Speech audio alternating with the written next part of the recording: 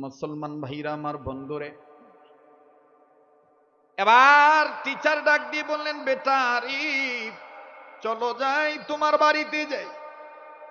আরে বন্ধু,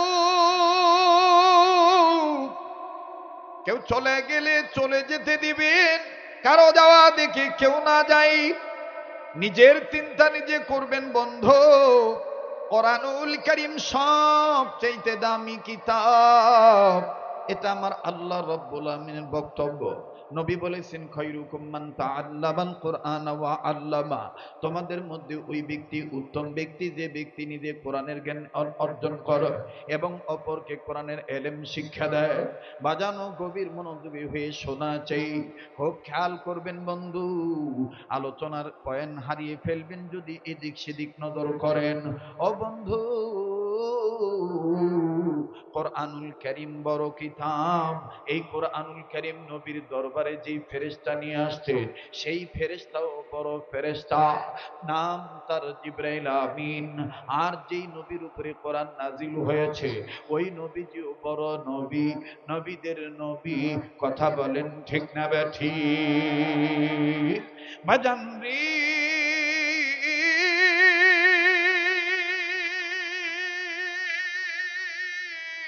ওগো 17 নং ওয়ার্ডের বাবারা, ভাইরা, পর্দার মা বোনেরা, যে যেখানে আছেন ওখান থেকে বয়ান শুনবেন, এদিক সেদিক নজর দিবেন না বন্ধু। রব্বে কাবা ডাক দিয়ে বললেন, নবী গো, এটা এমন একটা কোরআন, এই কোরআনের আহ্বানে, কোরআনের শিক্ষা দীক্ষার দিকে কোন মানুষ যদি আগায় আসে, নবী গো, আমি আল্লাহ পাক বলে দিলাম, ওই মানুষদের আমি আল্লাহ জিন্দেগির গুনাহ মাফ করে দেব। আমি আল্লাহ তাদের আমলনামায় জান্নাত লিখে ধন্য করে দেব। আওয়াজ দিয়া বলেন না সুবহানাল্লাহ। আমাদের মরণ যেন হয়, আমাদের কোরআনের পথে মরতে রাজি আছি না নাই? আমাদের মরণ যেন হয় আমাদের। আরে বন্ধু, গভীর মনোযোগী হয়ে শোনা চাই। রব্বে কাবা দিয়ে কোরআনুল কারীম দীর্ঘ 23 বছরের মাধ্যমে কমপ্লিট কোড অফ লাইফ, পূর্ণাঙ্গ জীবন ব্যবস্থা, 30 পারা কোরআন আল্লাহ তার হাবিবুর উপর নাজিল করলেন আমার আপনার জন্য গাইড বুক আকারে। এই কোরআন দেখেন কেমন দামি কোরআন বাজানো। এই কোরআনুল কারীম আল্লাহ পাক পাহাড়ের উপরে নাজিল করতে চেয়েছিলেন। এই কোরআনুল কারীম জিনদেরকে আল্লাহ দিতে চেয়েছিলেন। এই কোরআনুল কারীম আল্লাহ সাগরের উপরে নাজিল করতে চাইছিলেন। এই কোরআনুল কারীম আল্লাহ পর্বতের উপরে নাজিল করতে চাইছিলেন, কিন্তু বাদান সবাই অস্বীকার করেছিলেন, সবাই অসম্মতি প্রকাশ করেছিলেন। আমার বন্ধুরি, আল্লাহ রাব্বুল আলামিন মানবতার মুক্তির দূত, বিশ্ব নবী, নবীদের নবী, মদিনার রাষ্ট্রপতি যিনি ছিলেন, ওই বিশ্ব নবী মুহাম্মদের উপরে আল্লাহ কোরআন নাজিল করলেন। আওয়াজ দিয়া বলেন না সুবহানাল্লাহ। আরেকবার আওয়াজ দিয়া বলেন না সুবহানাল্লাহ। আরে বন্ধু, নবীদের উপরে আল্লাহ রাব্বুল আলামিন কখনো সূরাতান আকারিব, কখনো আয়াতান আকারি, কখনো বড় আয়াত, কখনো ছোট আয়াত, কখনো বড় সূরা, কখনো ছোট সূরা, আল্লাহ রাব্বুল আলামিন এইভাবে নবীদের উপরে নাযিল করেছেন। তবে মাধ্যম ছিলেন জিবরাইল আমিন। আমার বন্ধুগণ, মাধ্যম ছিলেন জিবরাইল আমিন। একটু লক্ষ্য করে বুঝে আমার বন্ধুগণ উত্তর দেন তো দেখি, জিবরাইল আমিন ছোট না বড়? আবার বলো যুবক বন্ধুরা, ছোট না বড়? ফেরেশতাদের মধ্যে জিবরাইল আমিন বড় ফেরেশতা না ছোট ফেরেশতা? এরে বন্ধু, জিবরাইল আমিন একদিন বিশ্বনবী মুহাম্মদ সাল্লাল্লাহু আলাইহি সাল্লামকে, বাজান যদিও কথাটা একটু দুর্বল কথা, কিন্তু নবীদের প্রশংসা করণের লক্ষ্যে ওয়াজ করা জায়েজ আছে। আমার বন্ধুগণ, আমার ভাইরা, আরে বাবাজি, জিবরাইল আমিন আমার নবীকে, আমার আপনার নবী মুহাম্মদকে ডাক দিয়ে বলতেছেন, ওগো মুহাম্মদ রাসূল, আল্লাহর হাবিবুল্লাহ, আপনি বলেন তো দেখি, আপনি মুহাম্মদ বড় না আমি জিবরাইল বড়? নবী আমার ডাক দিয়ে বললেন, ভাই জিবরাইল, এই কথাটা আপাতত এই পর্যন্তই থাক। আমি আমার পক্ষ থেকে কোনো কথা নিজের পক্ষ থেকে বলতে পারি না। আমি যা বলবো আমার আল্লাহ পাকের কুদরতি ইশারার মাধ্যমে বলবো, আমার আল্লাহ পাকের হুকুম মোতাবেক বলবো। নবী কিন্তু নিজের থেকে কোনো কথা বানিয়ে বলতেন না। যা কিছু বলতেন, ইন হুয়া ইল্লা ওয়াহয়ুন ইউহা, আল্লাহ নবী যা বলতেন সবটাই ওহী ছিল। জোরে জোরে কোন সুবহানাল্লাহ। এবার বন্ধুরে জিবরাইল বলেন, নবীজি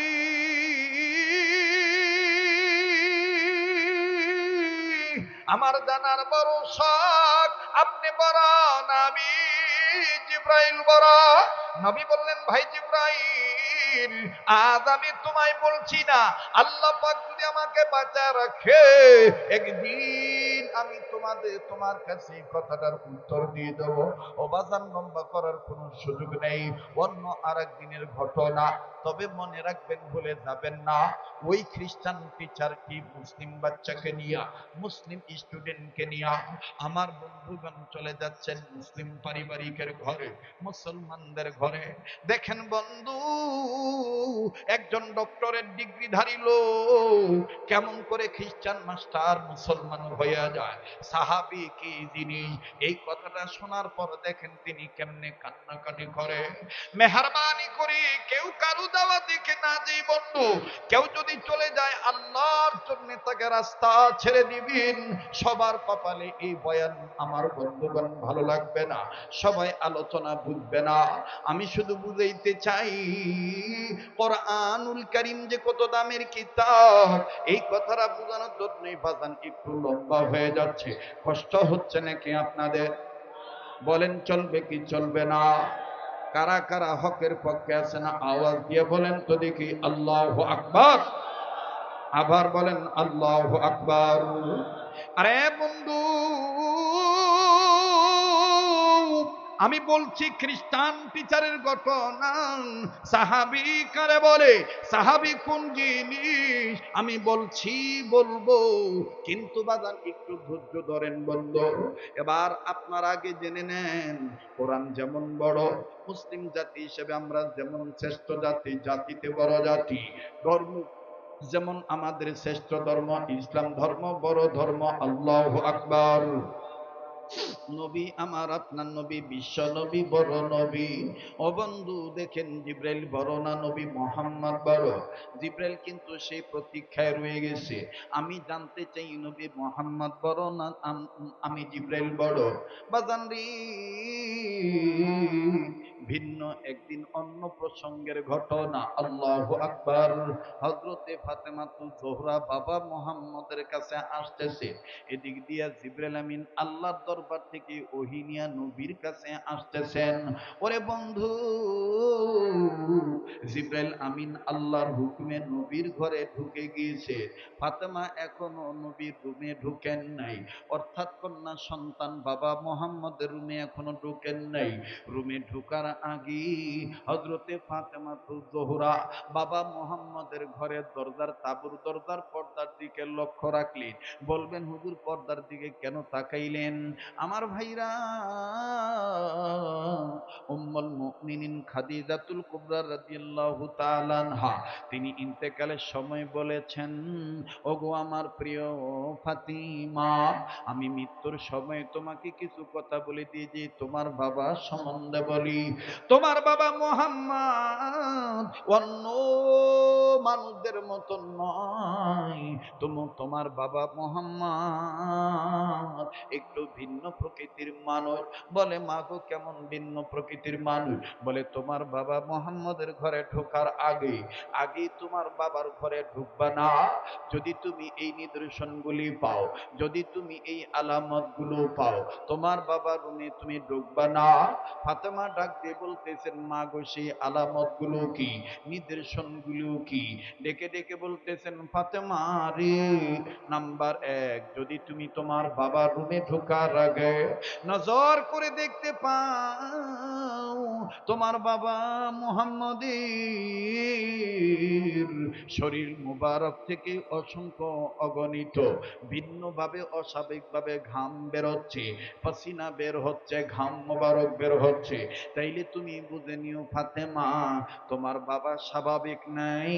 তোমার বাবার কাছে আল্লাহর ফেরেশতা জিবরাইল ওহী নিয়ে চলে এসেছে। ডেকে ডেকে বলে, মাগো, দ্বিতীয় আর কোন আলামত আসেনি? খাদিজাতুল কুবরা রাদিয়াল্লাহু তাআলা আনহা ডেকে ডেকে বললেন, ফাতেমা রে, দ্বিতীয় আর একটা আলামত হইল, যদি তোমার বাবার রুমে ঢোকার আগে যদি তোমার বাবার চেহারার দিকে তাকিয়ে দেখো, তোমার বাবা এক কম্বলের জায়গায় অতিরিক্ত কম্বল গায়ে দিয়া অন্যান্য মোটা কাপড় পেঁচাইয়া তোমার বাবা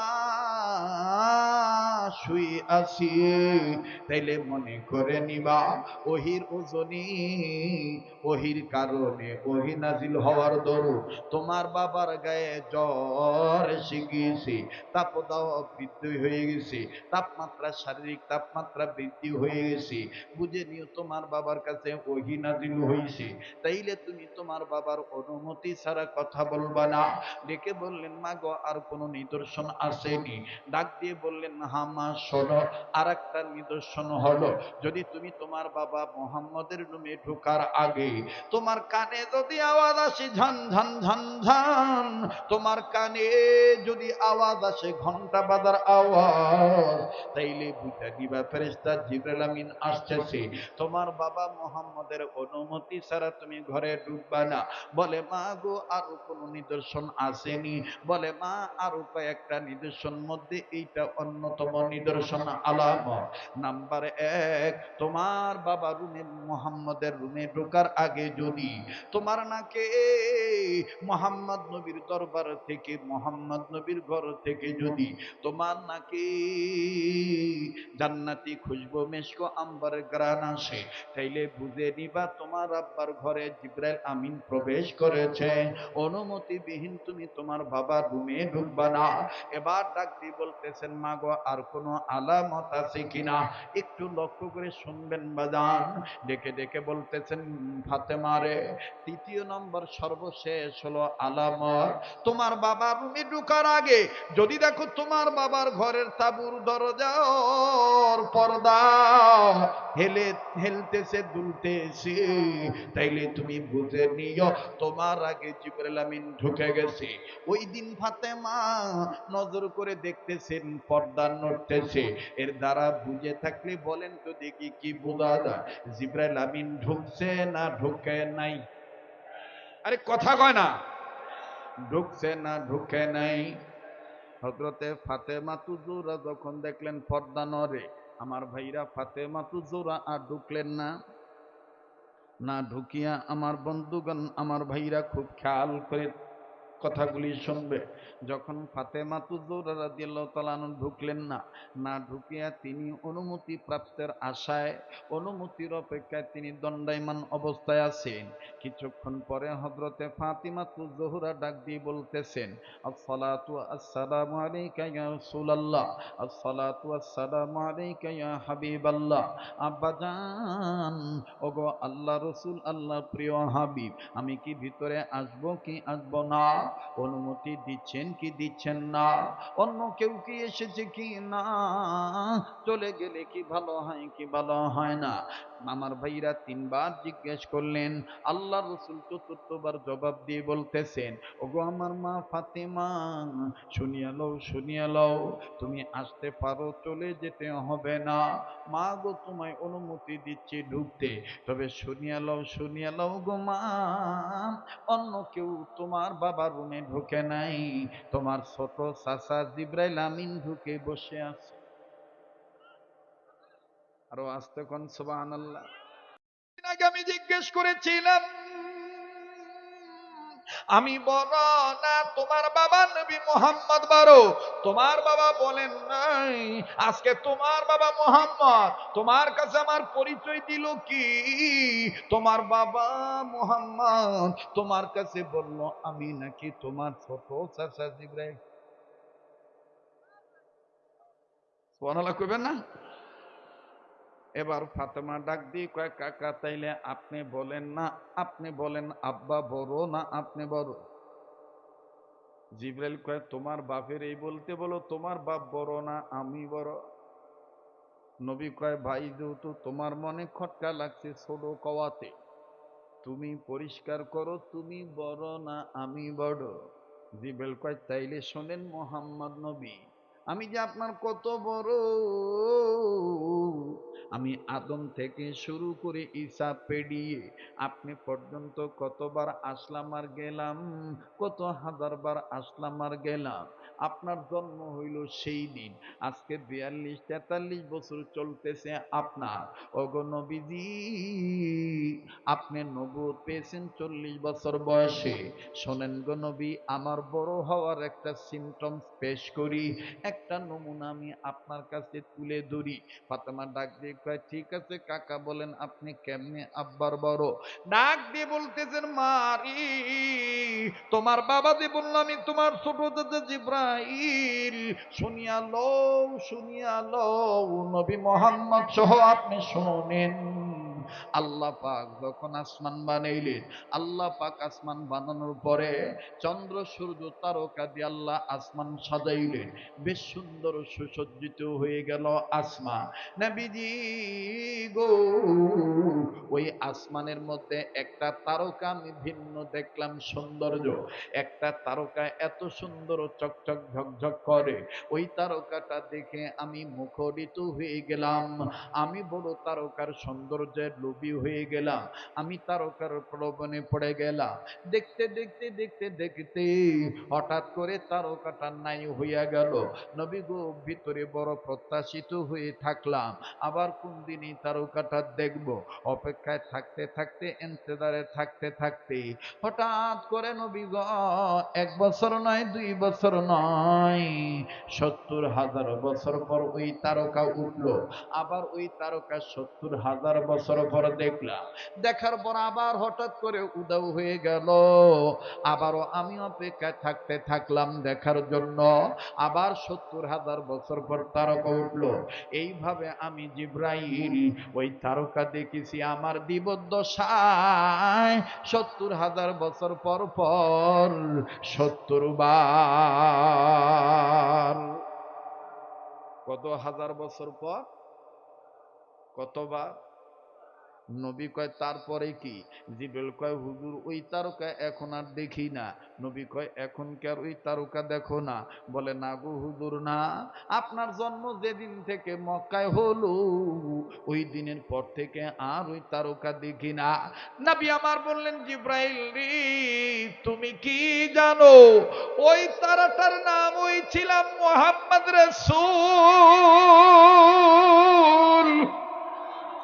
এ যাদের অন্তরে নবীর প্রেম আছে আওয়াজ দিয়া বলেন না আল্লাহু আকবার। ওই তারকার নামই ছিল মোহাম্মদ রাসূল। আমি নবী হলাম সৃষ্টির মূল, হাবিবের রাসূল মদিনার বুলবুল। আল্লাহর হাবিবের কথা শোনার পরে জিবরাইল আমিন ডাক দিয়ে বলেন ইয়া রাসূলুল্লাহ ইয়া হাবিবাল্লাহ, আমার তাইলে বুঝতে ভুল হইছে, আপনি নবী আমি ফেরেশতা জিবরাইলের চাইতে অনেক অনেক অনেক বড়। আল্লাহু আকবার খান। আমার বন্ধুগণ, সেই নবীকে ইমানের সহিত যারা দেখছে তারাই হলো সাহাবী। তারাই কি? সেই নবীকে যারা ইমানের সহিত দেখছে তারাই সাহাবী। এবার খ্রিস্টান টিচার ডাক দিয়ে বলতেছেন চলো যাই, তোমাদের বাড়িতে যাই। মুসলিম বাড়িতে চলে আসে, বাড়িতে এসে ছেলেটার অভিভাবক গার্ডিয়ান পিতা মাতাকে ডাক দিয়ে বলে ভাইরা ও আমার বোন, তোমাদের ধর্ম ইসলাম ধর্ম, কিন্তু তোমার ছেলে আজকে আমাকে একটা চাপের মধ্যে ফেলে দিয়েছি। সব ছাত্রদের কাছ থেকে আমি জানতে চেয়েছি বড় হইলে কি কি কি হতে চায়। কেউ বলেছে গিটারম্যান, কেউ বলেছেন ক্লাসিক্যাল মিউজিক ম্যান, কেউ বলেছেন প্রফেসর, কেউ বলেছেন ডক্টর ডাক্তার, কেউ বলেছেন ক্রিকেটার, কেউ বলেছেন প্রফেসর হতে চায়। একমাত্র তোমার ছেলে বলেছি সাহাবী হতে চায়। ও আমার স্টুডেন্টের পিতা, বলো তো দেখি এই সাহাবী কি, সাহাবী কাকে বলে? এবার বাজান রে মুসলিম ছেলেটার পিতা ডাক দিয়ে কয়, স্যার মনে যদি কষ্ট না নেন একটু সময় দিলে আপনার মেহমানদারি করতাম। আমার বন্ধুগণ খ্রিস্টান স্যারের সামনে খাবার পরিবেশন করলেন, নাস্তা দিলেন, খানা খাদ্য দিয়া মুসলিম ছেলেটার পিতা ডাক দিয়ে বলতেছেন, স্যার আমি হইলাম একজন দাওয়াত তবলিগের জিম্মাদার, আমি তবলিগের রাস্তায় কাজ করি, আল্লাহ রাস্তায় যাওয়া আসা করি। স্যার গো আমি ইংরেজি শিক্ষিত, আমিও ডক্টরেট ডিগ্রি অর্জন করেছি, কিন্তু স্যার আপনি শুনিয়ে নেন আমার ঘরের মধ্যে আমি বাচ্চাদের নিয়ে বিবিকে নিয়ে হেকায়েতে সাহাবা নামক একটা বুক আছে, একটা কিতাব আছে, ওই কিতাবের তালিম করি। ওই তালিম করতে যাইয়া সাহাবীদের ঘটনা যখন আমি পড়ে শুনাই তখন আমার বাচ্চাটা শুধু কান্নাকাটি করে। আজকে যেহেতু আপনাকে বলছে সাহাবী হতে চাই, এখন আমি আপনাকে বলি স্যার শোনেন, এই সাহাবী তারা যারা বিনা দ্বিধায় নবীর কাছ নবীর সাথে জান্নাতে চলে যাবে। আওয়াজ দিয়ে বলেন না সুবহানাল্লাহ। এবার ডাক দিয়ে বলে, ও বুঝেছি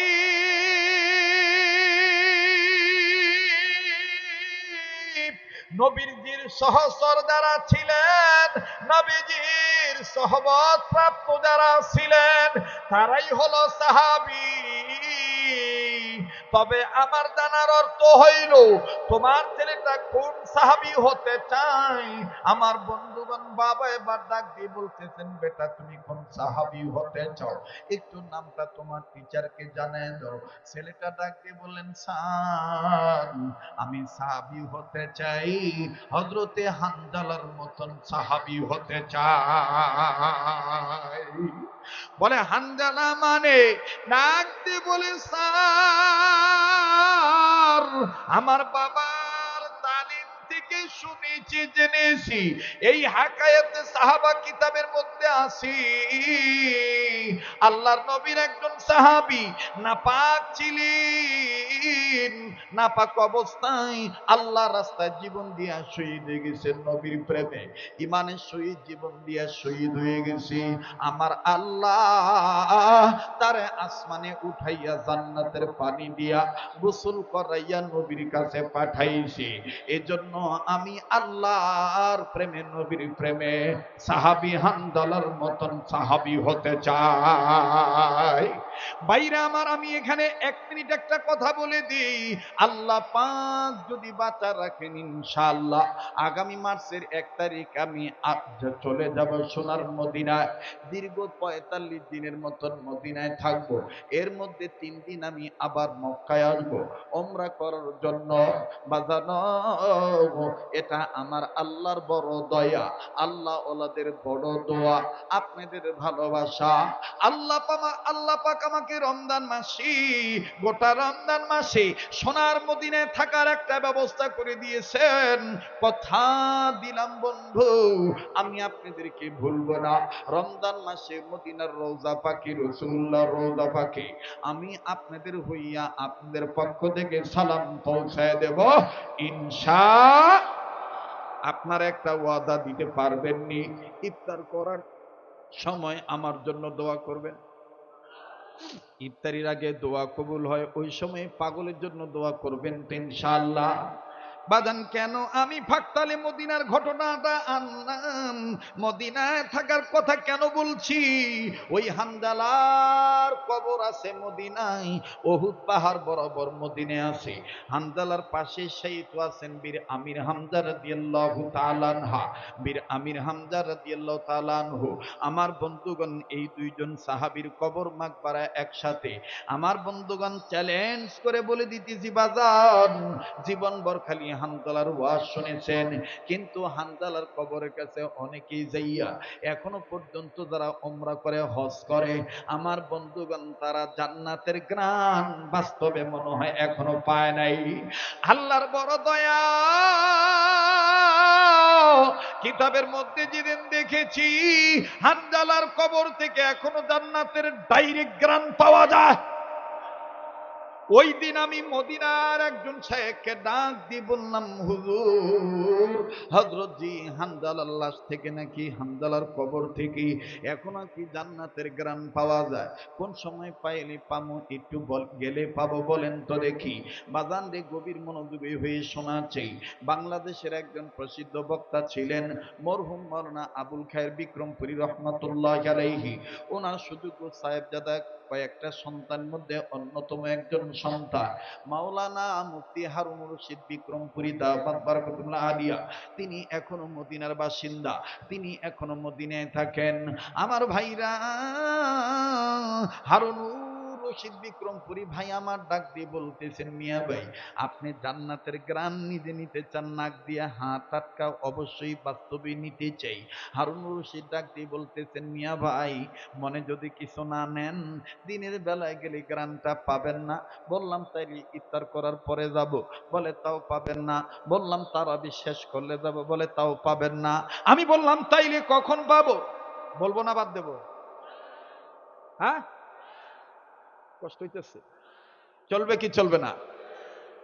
আমি বললাম থামেন থামেন, আমি আমার লাইনে। মুসলমান ভাইরা আমার, বন্ধুগণ খুব খেয়াল করে কথাগুলি শোনা চাই। হযরতে সাহাবী হানজালা রাদিয়াল্লাহু তাআলা আনহুর কবর থেকে জান্নাতের গ্রাণ পাওয়া যায়। আল্লাহি বিল্লাহি তাল্লাহি, আল্লাহর কসম উকসিম বিল্লাহ, যারা হজ করেন, উমরা করেন, মুআল্লিমদের কাছে গেলে কখনো বলবেন মদিনায় যাইয়া, হুজুর শরীয়তপুরীর মুখ থেকে ওয়াজে শুনেছি, নিজের কানে শুনেছি, গাজীপুরের জমিনে হুজুর ওয়াজ করতে যায় বলছে সাহাবী হানজালার কবর থেকে নাকি এখনো জান্নাতের খুশবু পাওয়া যায়। হুজুর গো, এই গ্রানটা নিয়ে তারপরে বাংলাদেশে যাব। ওরে বন্ধু, অনেক মুআল্লিম, অনেক হুজুরই জানেন না, ইল্লা মাশাআল্লাহ অনেক বুজুর্গ উলামায়ে কেরামরা জানেন।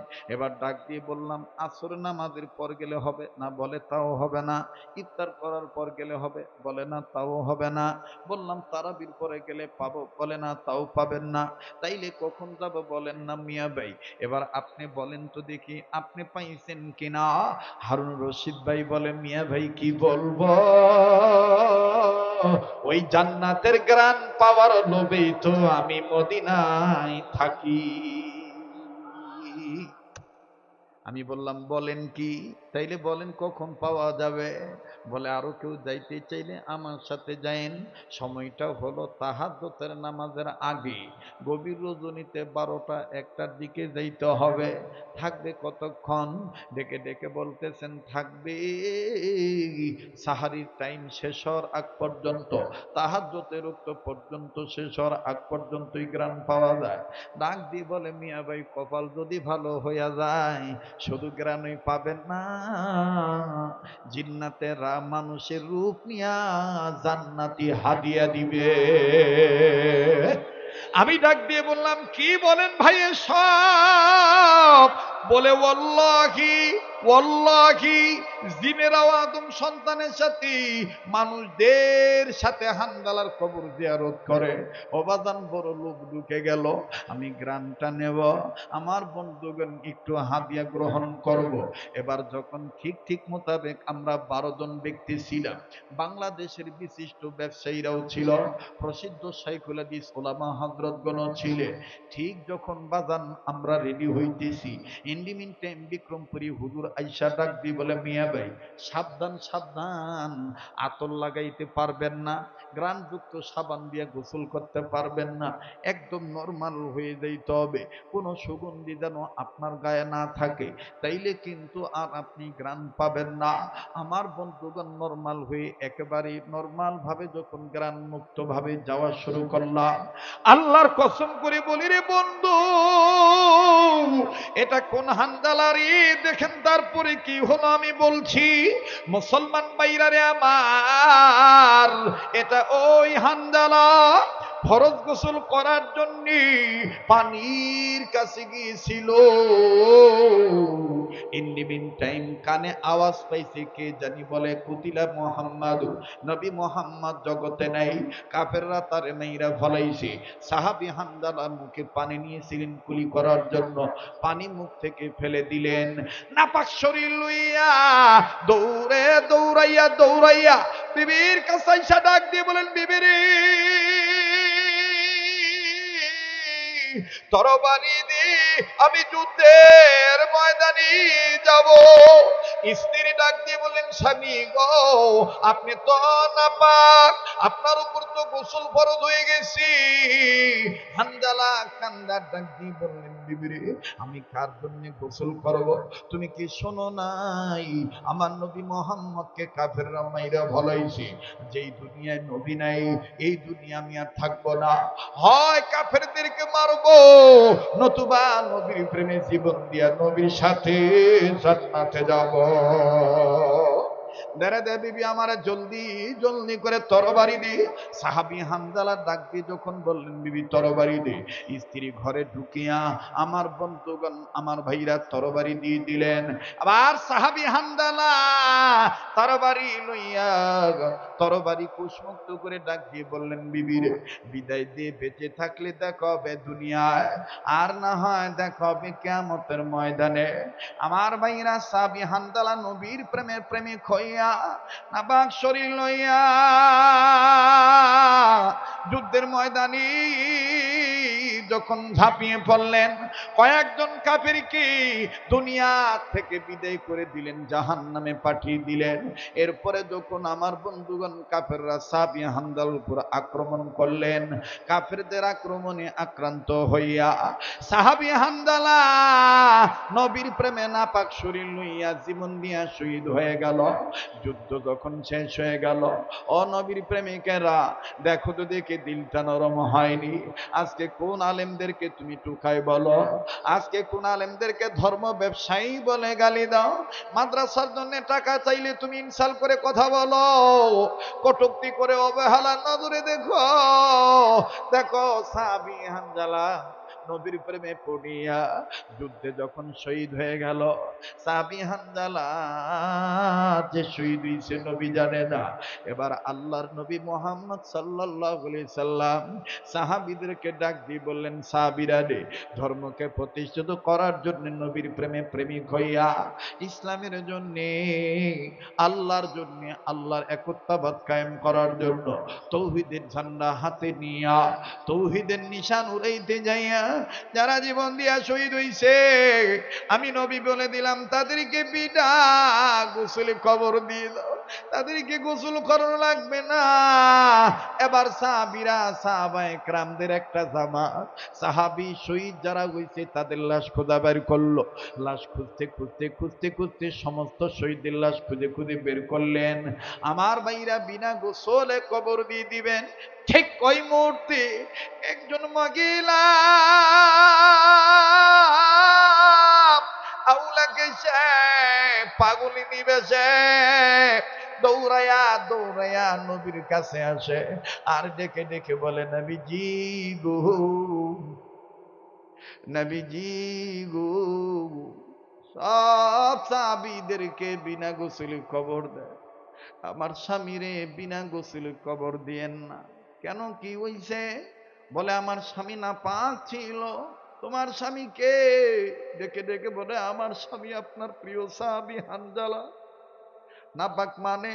বলে আমার ব্যবহার করছে, ফরজ গোসল করার জন্য পানির কাছে গেছিল, কে জানি বলছে আপনি এতিম নবী মুহাম্মদ নাকি দুনিয়ায় নেই। আবার স্বামী হানজালা গোসল না কইরা নাপাক শরীর লইয়া আমার কাছ থেকে তরবারি লইয়া আপনার প্রেমে জীবন দিয়া শহীদ হয়ে গেছে। হুজুর আমার স্বামী হানজালারে বিনা গোসলে কবর দিয়েন না। আমার নবী ডাক দিয়ে বললেন, সাহাবীরা রে ওই আমার হানজালার লাশ কই খুঁজে খুঁজে বের করো, বিনা গোসলে কবর দিও না। সাহাবীরা সাহাবী হানজালার লাশ খুঁজে বের করলেন, একজন সাহাবী দৌড়াইয়া ডাক দিয়ে বলে, নবী গো, হানজালার কেমন জানি দাড়ি ভিজা, চুল ভিজা, মনে হইতেছে হানজালারে কে জানি টাটকা গোসল করাইয়া জমিনে পাঠায় দিছে। নবীজি বলে, তাই নাকি? চলো যাই আমি দেখি। আল্লাহ নবী হাঁটি হাঁটি পা পা করে দ্রুত চলে গেলেন। যাইয়া দেখে ঠিক মানুষ নগদ গোসল করলে যেমন দাড়ি বিঁধে যায়, চুল বিঁধে যায়, গায়ের পশম বিঁধে যায়।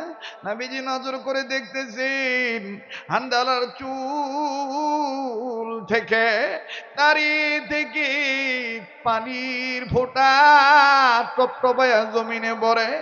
আল্লাহর নবী আকাশ পানে তাকাইলেন, আকাশের দিকে তাকায় বলতেছেন, আকাশের মালিক আমার মালিক আল্লাহ, হানজালারে কে গোসল করাইলো? হানজালার বিবি বলতেছে, হানজালা নাকি নাপা। আমার আল্লাহ ডাক দিয়ে বললেন, নবীজি গো, যেই হানজালা আপনার প্রেমে পড়িয়া গোসলের কথা বুঝলে যাইয়া জীবন দিয়া শহীদ হইতে পারলো গো নবীজি, আমি আল্লাহ এই হানজালার লাশ আসমানের উপরে উঠাইয়া জান্নাতের পানি দিয়া তারে গোসল করে আপনার কাছে পাঠায় দিলাম।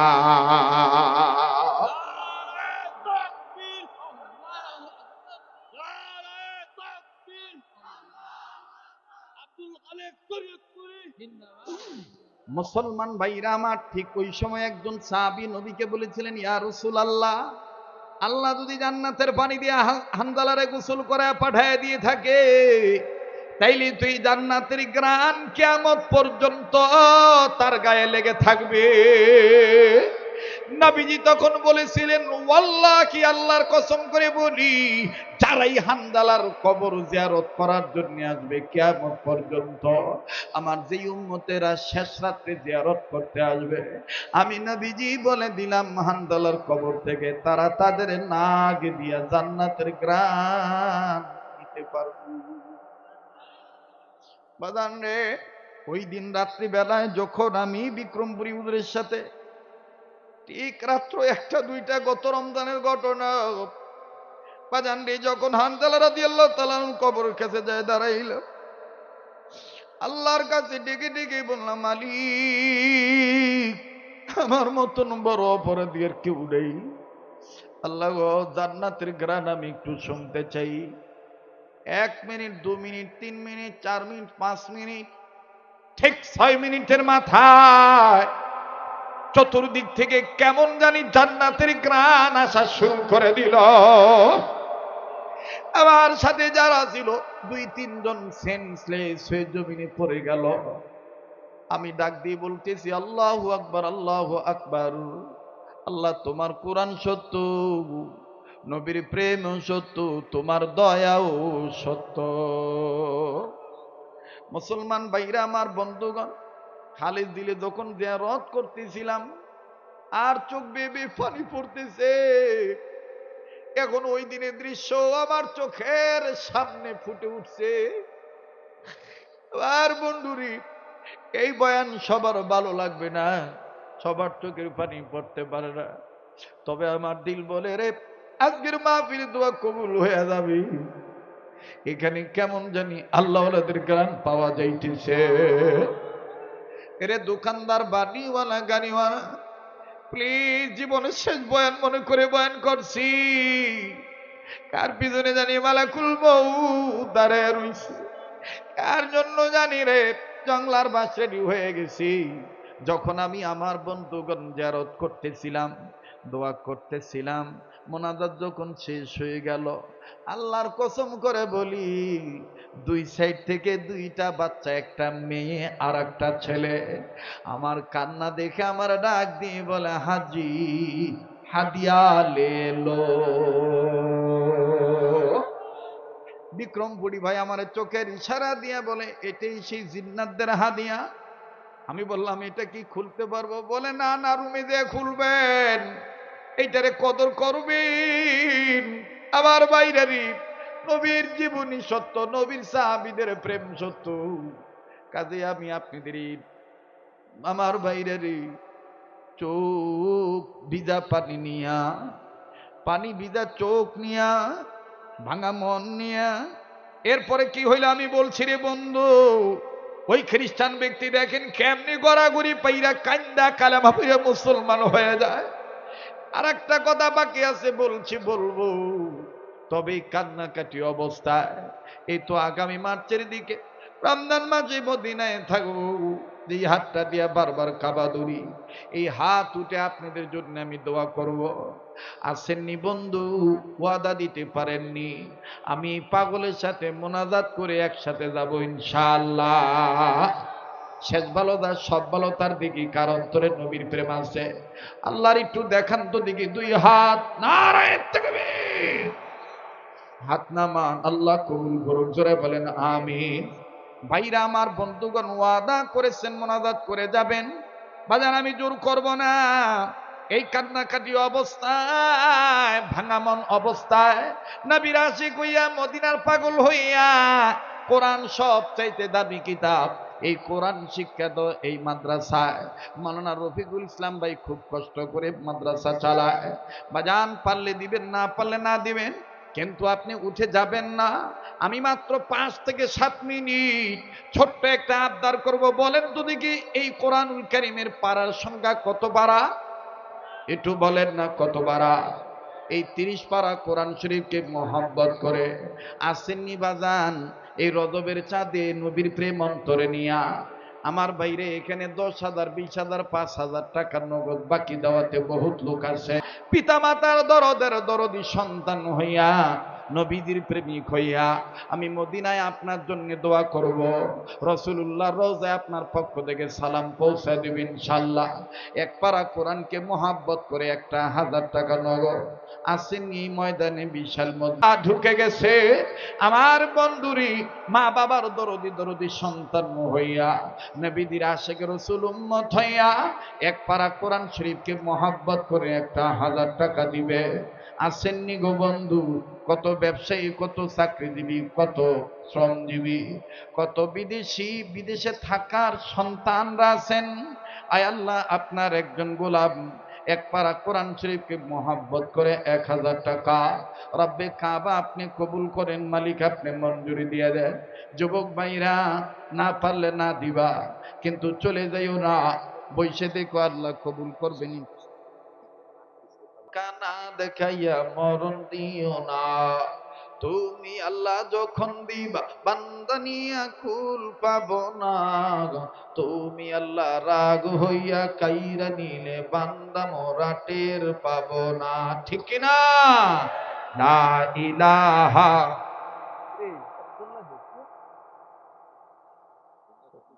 হ্যাঁ, দেই কমপ্লিট হয়েছে, কমপ্লিট না 2-100 বেশি। ও মাশাআল্লাহ।